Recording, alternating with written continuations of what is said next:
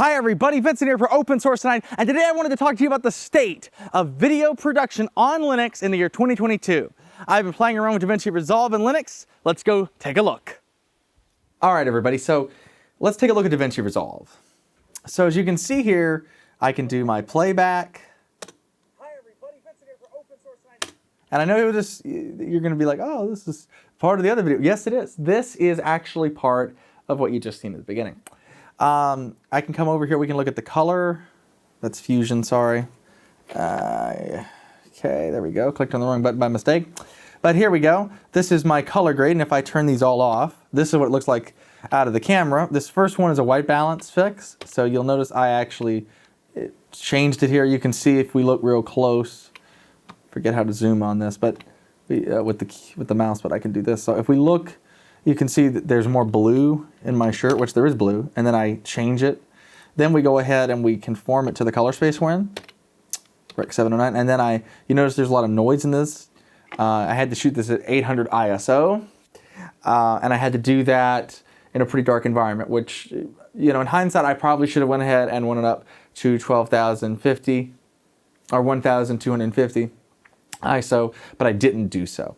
But if we turn on my noise reduction here, just look at that. That quick.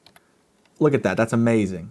And then I can bring us back to our full program view. And so it looks really good. And if we actually bring up my scopes on that, and we look at the scopes here real quick. So this is just showing you a little bit of what you can do. Again, this is all in Linux.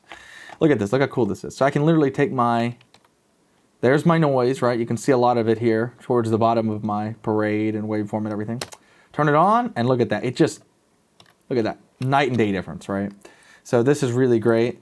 Davinci Resolve will support dual monitors. So I have two monitors, so I can go video clean feed, and then I can select my second monitor. I really like editing this way. I went a while recently where I only was editing on one monitor most of the time, and I gotta tell you, having that second monitor, at least for me as an editor, is something I really like to have. For you, you might find that it's not necessary, which again, I can do it without it. I can edit without it if I have to, but man, is it better with it. All right. So again, we can do, our noise reduction, again, most of this is the same as Windows, but there's a few differences. For example, the proxy generator app is not available on Linux presently from what I can tell. I couldn't find it anywhere. I just wrote a little bit of a bash script that will take and make my proxies for me. So Davinci does actually look for the proxy folder in your project location, or in your location with regular files, and if it sees that, it will use those automatically, even on Linux, like the proxy generator generates. So because of that, I can actually have my own thing that will do it. I use FFmpeg, and I'm taking, most of the time when I'm just shooting for YouTube, I'm just shooting ProRes 4K DCI, and then I will down convert my proxies to 1080. And usually ProRes again. In the past, I've also done, instead of ProRes, I have done, when space is a concern, I have actually went and done H.264 8-bit 1080p for proxies. But regardless of that, you definitely can, kind of get away with that and do it that way with FFmpeg script or something, which I'm happy to leave a link in the description to mine. But anyway, it's very simple. I'm sure you can find others online that are similar. That being said, though, Blackmagic RAW, if you want to shoot with the 6K on,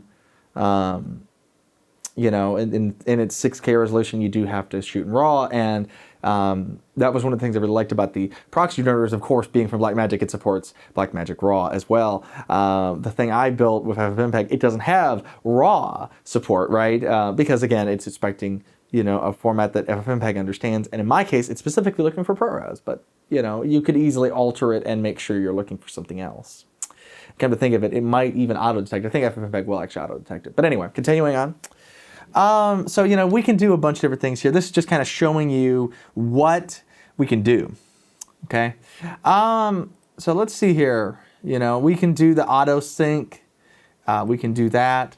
Again, most stuff works. We've got our proxy settings and everything, our project settings, sorry, and I can, adjust them here. So for the most part, it's like Windows, and to me, it is really the better of the tools on Linux. But we do also have Kdenlive, You know, here we've got the Fairlight stuff. I really like Fairlight where we can go in and we can mix everything, and I like to bring my waveforms down. So like we do have some pretty capable options these days as far as Linux video editing goes, as far as I'm concerned. You've got Lightworks, Kdenlive, and Davinci Resolve. To me, Lightworks, you know, I've used it in the past. It's not my cup of tea. I don't really feel like I would get along with it well in the little bit I've used it. However, you might. Another thing is Kdenlive. Now, to me, Kdenlive is not really 100% there. You know, it doesn't have GPU acceleration to the level that I would like to see. There's certain things about it that I don't. And again, you know, Kdenlive, you know, I think for the right user, maybe somebody that just needs something simple and they've got enough CPU power to handle the CPU rendering and stuff, fine, you could use Kdenlive. For me, I have no issue using proprietary software, and Davinci Resolve is, in my mind, light years ahead in many areas of all the open source video editing tools I've really ever used, unfortunately as it is. So, you know, while again it would be cool to have an open source solution, I think realistically Davinci is our best choice on Linux. There is a few nitpicks I'm going to bring up about Davinci now real quick to make you all aware of though.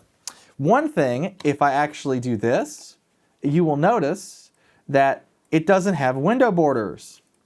So, you know, if we go back to like project settings or something, this does have a window border, but the actual main window does not. So, you know, it's something I can kind of get over. Another thing is I'm using the studio version, but in the free version, you don't have support for H.264 files and H.265 from what I understand, but we do in the paid version. And AAC support, from what I understand, is not there even in the paid version. However, you could always just convert the AAC to, you know, like a PCM, you know, 24-bit or 16-bit recording, you know, and then you'd be good to go. With FFmpeg, you could import it. Now, that being said, I generally am shooting my video or recording my video and audio separately, and I'm recording my sound in broadcast wave, 24-bit. And because of that, Davinci will deal with it directly. I don't have to do anything. So, you know, for my use case, you're fine. And, you know, you can go out and get a $100 Zoom recorder and record broadcast wave. So realistically, you're going to want separate sound from your camera anyway. Go out and get one of those. Don't worry about the AAC. That's one way to handle it. Another way, of course, is to do conversion if you need to do that. Yeah. So, you know, that's just a few things that I have issues with here. You know, again, it works pretty good. And, you know, again, you can see here I'm using the Studio Edition because you can see deactivate license here under help. But you know, we're talking about a pretty great product here. If you ask me, I'm running Davinci Resolve Studio 18. And again, you know, the performance you're getting, in my mind, is really good. You can go into the Media tab and organize, etc.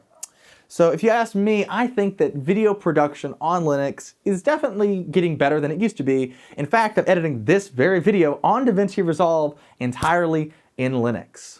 So, you know, personally, I think that Kdenlive is good for the enthusiast in conclusion, or maybe even the more advanced enthusiast. I think that Davinci Resolve is good for us professionals and up. You know, maybe advanced amateurs and professionals and up. So that's kind of my thoughts on it. But I gotta say, you know, excluding the few little nitpicks, again, you know, having the lack of window borders and things like that, and, you know, a few codec issues and stuff, you know, realistically, I would say get the Studio Edition if you can afford it, get the free version otherwise, and you can be pretty happy, you know, assuming you've got a decently powerful system, and you'll be good to go. You know, the system I'm doing this on is about $900 something worth of parts that I built over a year ago now, and it's a great system. It runs Ubuntu 20.04 just fine with a GNOME desktop, and again, Davinci Resolve works really good on it. In addition to the window border issue, there is a way with KDE to actually have the desktop require window borders in effect around Davinci Resolve, windows that don't. And it's, you know, it works. I've actually tested it. It does work. I'll put a link in the description to that. There's a link, I believe it's on the Arch wiki that talks about it, but it doesn't need to be on Arch. You know, KDE is KDE, right? But anyhow, you know, you can check that out as well. But anyway, I think that, you know, this is a quick update on the state of editing video on Linux, and I personally think that we're a lot closer than we was several years ago. You know, as somebody that I've edited on Kdenlive, and now I've come kind of full circle, and, you know, I'm using Davinci, and I'm back on Linux again. And, you know, we're going to see, you know, again, I'm editing on Mac and Windows as well. I'm moving around a lot, but I think the Linux experience is pretty good. You know, there's a few things about it that, like I said, it's kind of annoying. Another nitpick to bring up too is, again, the lack of the proxy generator, but you know, you could do that either in the actual Davinci Resolve application, I should have mentioned that earlier, or if you don't want to do it that way, you could always do it with like a FFmpeg, the way I was talking about. Anyway, everybody, thanks so much for watching Open Source, and I really appreciate your viewership. The channel has been growing a lot this year, and I really appreciate that. Yeah, you all are sticking around, and I hope that you found this video informative and interesting. Goodbye, everybody. See you next time. And action.